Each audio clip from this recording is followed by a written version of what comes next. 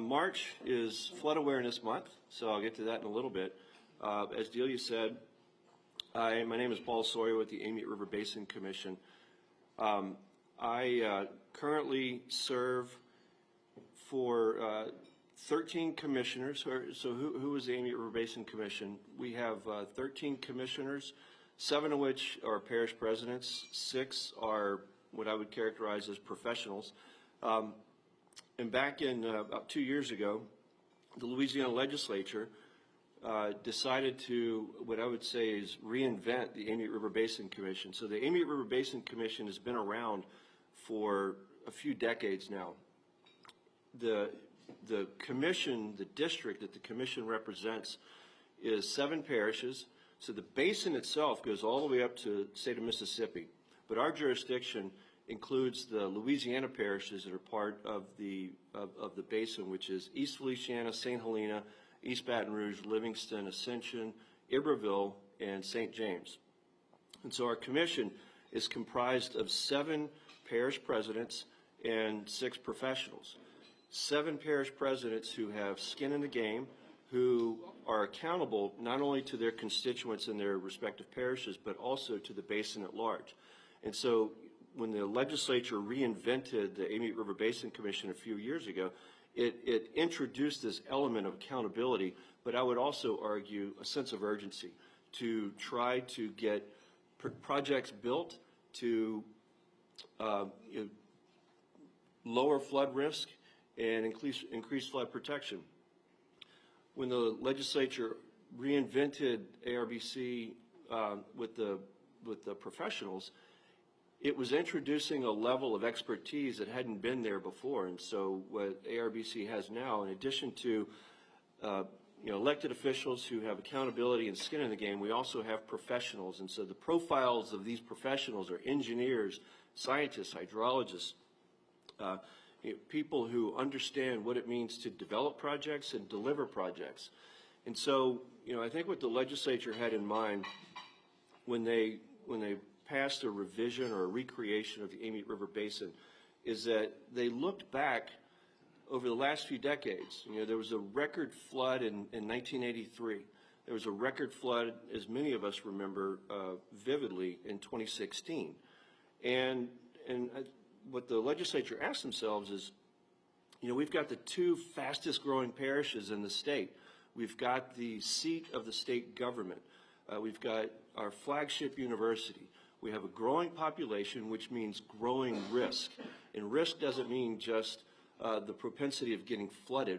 Risk means actual people and property and homes and communities that are in the way of water that wants to flood them. And so the legislature is asking, what are we doing about this?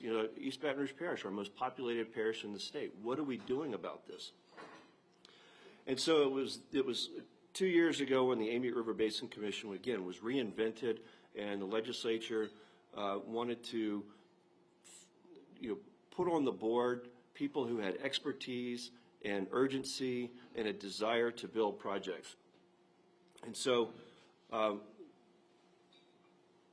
in the 7 parishes that we represent right now, there are currently $1.5 billion in flood protection spend, as I call it, flood protection spend in the Amite River Basin.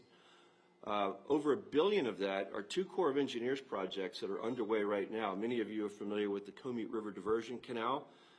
That's underway. There's another one that doesn't receive as much attention, but it's a $255 million project that's also underway. Its nickname, it's more widely known as the 5 Bayous Project. It's more formally known as the East Baton Rouge Parish Flood Control Project, and it's designed to basically clear the plumbing of East Baton Rouge Parish to make sure that the parish can evacuate water as quickly as possible. But just right here in East Baton Rouge Parish, you have approximately $1.2 billion in flood protection spend. And then on top of that, there's another approximately $360 million through the the Louisiana Watershed Initiative, which is federal funding that was given to the state of Louisiana specifically for flood protection, flood mitigation, and to give us, give communities around the state the ability to anticipate for and prepare better for flood events in the future. And just in our region, the 7 parishes that I just described, $360 million in projects that are underway. So again, that's $1.5 billion in projects. The legislature, when they created the Amite River Basin, or recreated the Amite River Basin Commission a couple of years ago, they also directed the commission to create a master plan. And this is something that I'm particularly excited about. So I've been in and around flood protection, flood projects in the Amite River Basin for more than 30 years. I hate saying that out loud, but more than 30 years. In fact, I started working on Capitol Hill before there was a Comite River Diversion Canal. I was part of the effort to help authorize that as a federal project. And so this master plan is really the first time ever that the Amite River Basin is looking at all of the flood control measures and protection initiatives that we can put in place that will fully protect the Amite River Basin. Several years ago, a few decades ago, there was a flood protection concept in place that was put forth by the Army Corps of Engineers. And the projects that they proposed, they never quite took flight or fell by the wayside. Some did, some didn't. But the concepts that they put together were actually, pretty wise. And what they envisioned when they proposed, a portfolio of projects in the Amite River Basin was to keep water from coming into the basin, hold it at the north, and what escapes from the north, direct it to the Mississippi River, and that's the Comite River Diversion Canal. There was another project that said, over the years, the Amite River has straightened out because of commercial activity on the Amite River. It has straightened out. It's basically becoming a tube of water that's just rushing down to Lake Maurepas. Let's reintroduce the historic meanders in the river. Let's slow the water down and allow Mother Nature to hold that water while you get the water out of East Baton Rouge, and that's the Five Bayous project, as well as clear out Bayou Manchac.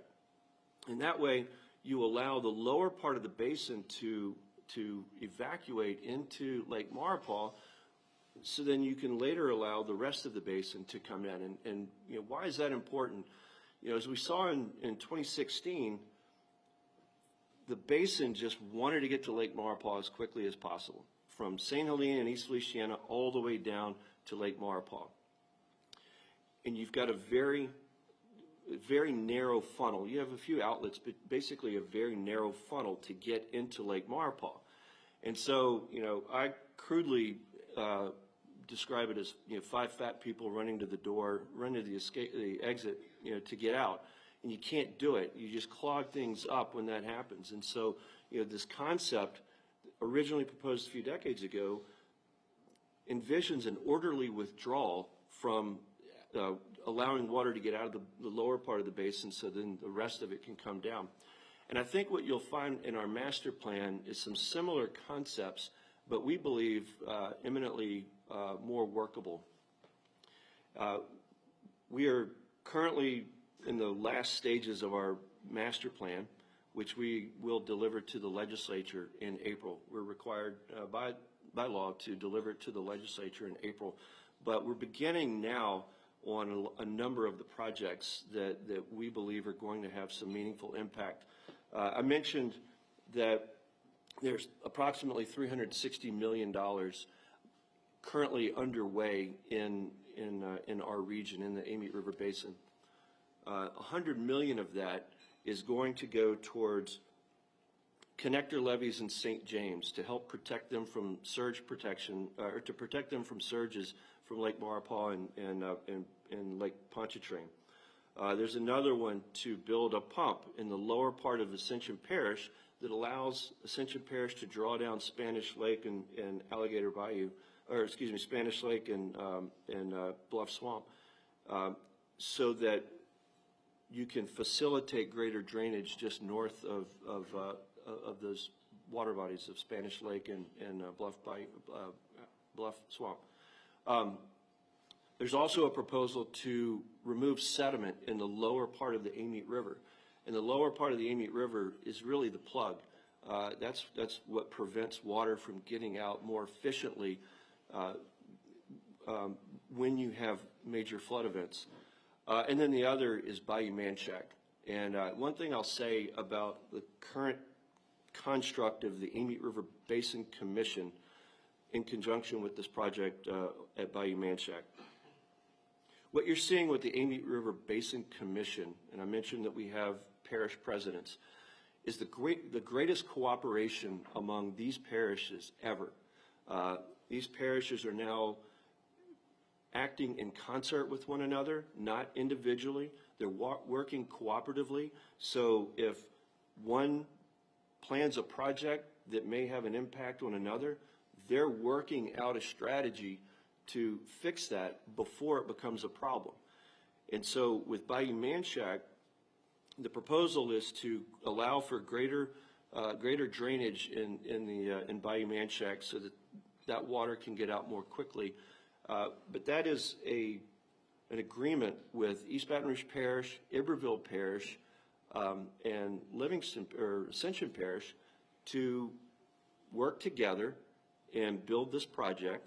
And East Baton Rouge Parish is taking the lead. And I think it's a great example of how this new basin and this new commission is working collaboratively to design projects and to deliver projects. One other thing I'll mention about the master plan, or two other things I'll mention about the master plan. And so the master plan and that concept that I described earlier envisions the basin as a dynamic system. So if you put water over here, it's going to have impact over here. And you can't just build projects in silos. This is something that we are learning in the Amite River Basin that's been proven in the coastal zone. And so with the state's coastal master plan a long time ago, they realized that flood control and flood projects and coastal protection doesn't exist and end at political boundaries. It all has to be integrated. It has to be cooperative. And so that's what we're learning, and that's what we're implementing at the Amite River Basin.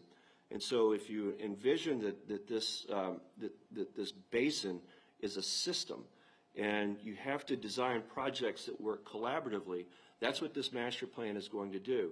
And then another, what I consider to be a very important feature of the master plan is what I call the IP and the IT.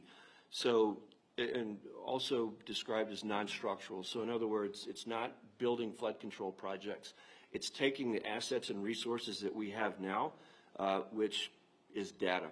The Amite River Basin may be one of the most analyzed patches of earth in the United States. It has been studied, it has been analyzed, it has been scrutinized. Models have been done. There's just so much rich data that we have collected, and we are going to use that in a way that benefits the citizens, it benefits emergency responders, and it's also going to benefit other officials, state and local, who use this data to help plan either developments or things as simple as road closures. So you can imagine ways of using this kind of data that would be available to you at your fingertips, where you could plug in, hey, I live at the corner of X and Y Street, and the National Weather Service is predicting 12 inches of rain in the next 48 hours. What's this going to look like at my house? And a first responder can look at that, plug in similar data, and say, what roads do we need to close? What areas do we need to evacuate? And then it also allows practitioners who design and develop projects on a day-to-day basis to understand how what they're developing is compatible with the dynamic system of the Amite River Basin.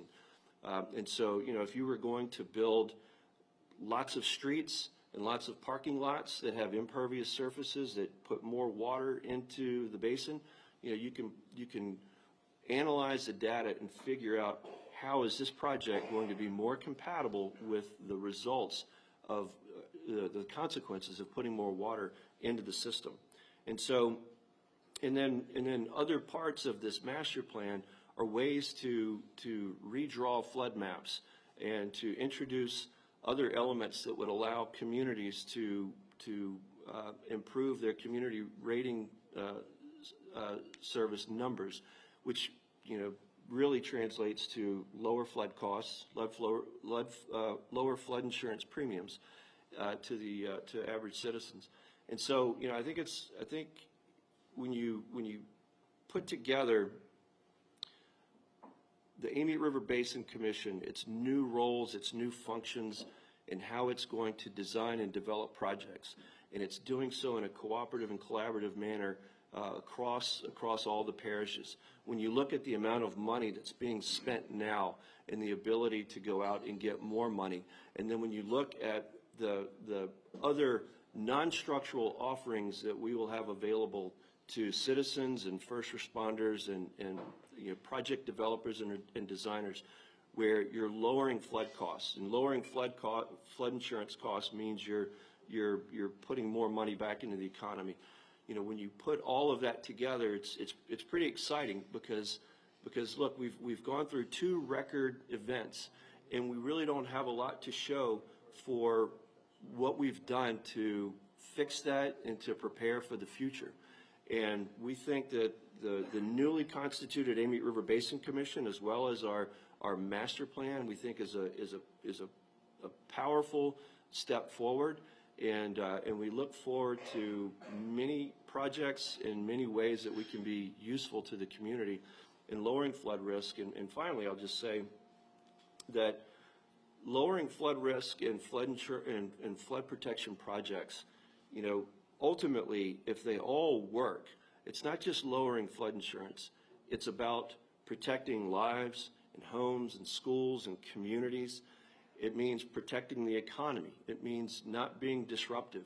It means not having to send kids to school in shifts or send them from one school to another and double up the population of a school that was already over capacity to begin with.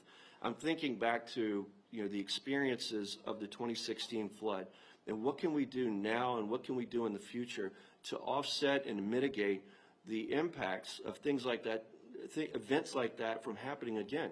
I mean, look, the 2016 flood was a biblical event, and I don't know that anybody could prepare to completely offset something of that magnitude, but boy, we better try, because we know it's coming again. We know it's not if, it's not when, and we need to be prepared, and we need to take the steps to prevent as much as we can from happening again. So again, thank you very much for celebrating your Lundi Gras with me, and I'd be happy to take any questions.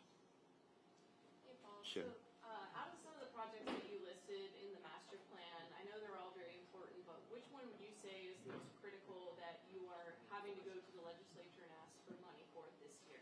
Thank you, Shannon. So, a couple of things. One, the master plan is still under development, and so we've cobbled together a portfolio of very thoughtful projects, and we're trying to measure them all together and how they impact the basin. So, in other words, how are all these projects going to, in concert, lower flood risk? So, we haven't finished that yet, but to answer your question, the master plan is suggesting that the highest and best use of our efforts is upper basin retention. So keeping the water from coming into the system, that is the best initiative that we can take. Now, that doesn't mean we don't do other projects, but upper basin retention in the form of a reservoir, for example, that actually would prevent water from coming into the system and allow the rest of the system to drain. And if you think about the projects that I've mentioned already that have come online, you've got the Comite River Diversion Canal, which should come online in a few years. And then the East Baton Rouge Parish Flood Control Project, which one could argue is halfway finished. If those two projects are already working, then they are already diverting water from the upper part of the basin, and East Baton Rouge Parish is draining its water into Amite River in Bayou Manchac efficiently. When an upper basin retention project is put in place, that takes the pressure off of the rest of the system.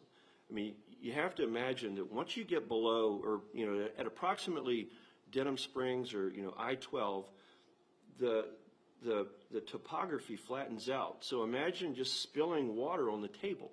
That's the lower Amite Basin. It's flat, and so water just kind of shifts around. When you have this enormous pressure, and I guess the most illustrative example is the 2016 flood. When you have all of this pressure coming from the upper part of the basin, the rest of it just can't work fast enough to get it out. And God help us if there's a southern wind coming off of Lake Maurepas. That southern wind can effectively act as a wall to prevent Amite River water or basin water from entering the lake efficiently. So, having that upper basin retention takes the pressure off. It allows other projects other initiatives to work as they're supposed to in a dynamic system. And by the way, we're also working on a few other projects that I've mentioned and some that I haven't mentioned that are also going to work in concert in this dynamic system to help ensure that we get water out efficiently through various means, through Lower Amite, through the Amite Diversion and Blind River, through other outlets. All told, if they're all working together, the flood risk should drop immensely. But most importantly, that upper Amite retention takes a lot of the pressure off of the lower part of the basin from being able to act efficiently. And just to follow up on that really quick, as we've seen with a lot of coastal projects like the Mid-Barataria Sediment Diversion Project being delayed, that with the livelihoods of certain groups and communities here in the state, it's hard to kind of balance what we think may be good for flood mitigation and coastal erosion versus industry and people's livelihoods. So how do you kind of balance that with these projects that you guys are looking at? Well, so first and foremost, and I think you see this play out as well in the coastal zone, the fact that we've got our parishes in the decision making with us, they're not just participants, they are the decision makers on our board. They daily get input from their constituents, which informs our process. So that's actually very helpful. That's a huge asset to have a finger on the pulse of the community, of the communities and the areas that any flood project would impact. But then also, we're very sensitive to building a project here that has benefits for people here, but it's going to impact people up there. And so our master plan takes that into consideration. So, we're looking at a whole portfolio of projects that allow us not to build a dozen Comite diversion canals. So we're not building Mid-Barataria and Maurepas diversion. We're not building these massive projects. We probably have one, maybe two in our master plan that would be on the Comite scale or the Five Bayou scale. Most of them are smaller projects, and they're very localized and very specific about what they do.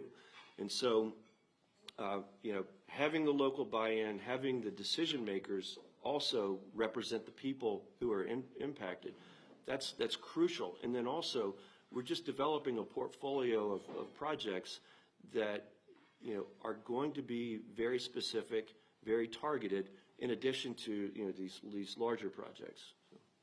Paul, you talk about a reservoir north of here. Are we still talking about the Darlington, or are we talking about smaller projects that could have the type of impact that the Darlington would? Okay, so I'm going to go on record now that nobody is allowed to call it Darlington anymore.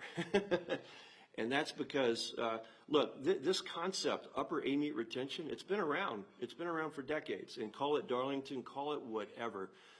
It has failed in the past to succeed. And I wouldn't say it failed because of its flood protection benefits. I would say it failed for a number of other things. And you know, we can get into all of those other things, but we're very mindful that this is a flood protection project that has benefits greater than anything else we could do. But we're also considering that we're asking people in the upper part of the basin to sacrifice. And so, you know, what we're trying to explore right now is how do we invite them into the process where they are equal participants and they are equal beneficiaries of a project that, you know, really, if we look at it just strictly in terms of flood protection, all of the benefits are in the lower part of the basin. So if you're in the upper part of the basin and you are being asked to sacrifice your home, sacrifice your property so that you can provide flood benefits to somebody, you know, further downstream, you know, the record is clear. There's no buy-in.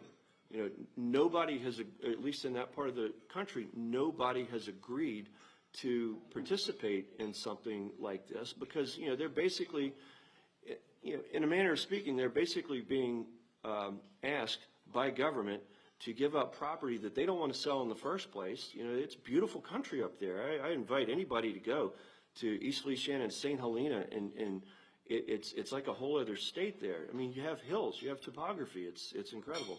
You have horse country. It's beautiful. And these are unwilling sellers, unwilling because they live there on purpose. They live there because, you know, this is the patch of earth that they call heaven. And so how do we invite them into the process to make them equal participants, equal beneficiaries? And that's something that we're exploring right now. It would be premature to get into any details, but it's something that we're exploring because, you know, unless you invite the people who are being asked to be a host of something like this, unless you invite them to the table as equal participants, then history will repeat itself, and we'll never get this thing done. So, you know, the baggage of Darlington and other iterations of that project, I think we've learned enough from their failures to not go back there again. And we need to rethink, how do we make this work where everybody benefits? I'll just say it again. If we approach unwilling sellers in their piece of heaven and say, hey, we want to give you appraised value for this plot of earth that you don't want to give up, it'll never start. And if that's how we begin this, then we might as well just stop, because it'll never happen. Upper amite retention will never happen. So it's critical that we invite the folks who would be host to this flood protection measure to be equal participants and equal beneficiaries in whatever we do. Yes, sir. In 2016, we had a considerable amount of lead time for how bad at least the rains were going to be, maybe not about the flooding. With the proposed cuts, or not proposed, with the cuts coming in National Weather Service forecasting positions, do you see a time when the commission would have to bring on its own meteorologists to make these kinds of predictions because federal government resources may not be there? Gosh, I hate to jump off on a hypothetical, because first of all, Wall Street Journal reported this morning that, or no, the Advocate reported this morning that National Weather Service locally in the state is not getting cut. That said, look, what we possess and what we're developing in terms of data, what we envision is probably the best analysis, the best views and perspectives on the basin, its behavior, how it works as a system. And then on top of that, we do envision layering on National Weather Service and other USGS, other sources of data, of real-time data, and how we get those to work together. Again, for citizens, for first responders, for practitioners. But, you know, personally, I don't believe, and I'm engaging in your hypothetical, I don't believe that the National Weather Service is going to get cut to the degree that you know, some may think, so. Sure. Oh, look over here. Hey, Okay. Garrett's out. and which member of the media are you? What? I'm joking. Garrett's out. In the past, he's been very good about getting funding for various projects. So, with all these projects that are out there, who will be the person who's going to be going after the funding for you? Because it's all federal funding when you get right down to it. You know what, Phil? I'm gonna, I hope I don't eat these words. I don't want to go for federal money. I mean, if you think about it, unless we have to, okay?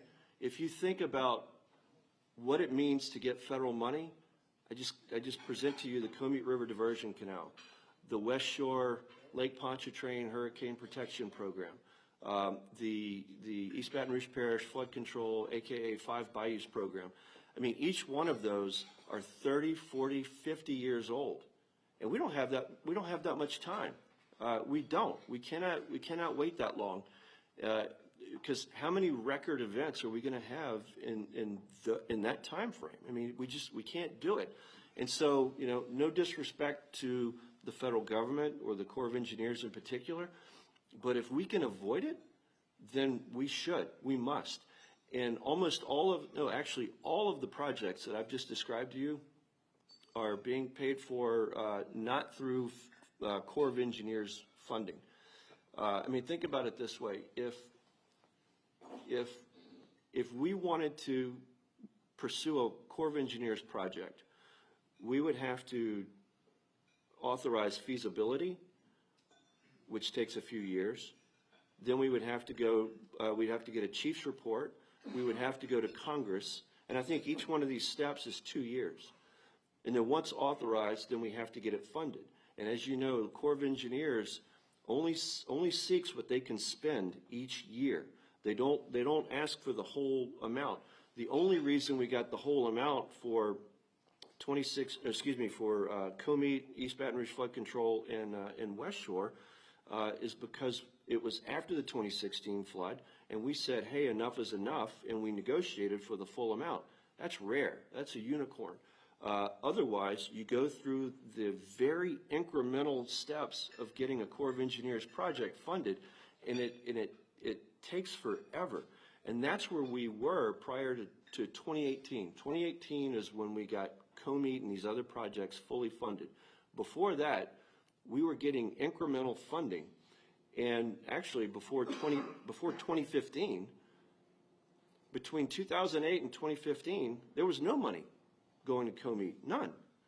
And then before that, Richard Baker used to make it a habit. If the Corps of Engineers said, we need $10 million, he would say, okay, here's your $15 million. He would intentionally overfund it because he knew that there would be ways and circumstances that could cause that money to get hung up and redirected. And so he intentionally overfunded Comite. And by the way, Comite became a bill payer for other projects because when the Corps of Engineers couldn't use enough money on the Comite Diversion Canal, then they would take that money from the Comite Diversion Canal and redirect it to other Corps of Engineers projects. So, so you asked who, and I'm saying if we can avoid it, the only thing we need to go to the federal government for is permits. That's what I believe. Otherwise, I don't think we have time or patience, and frankly, you know, who knows if we could survive the duration of what it would take to get a federal Corps of Engineers project built. Having said that, then where do you think the funding is going to come from? Does that mean that we're going to have to pass another tax that will fund all these projects?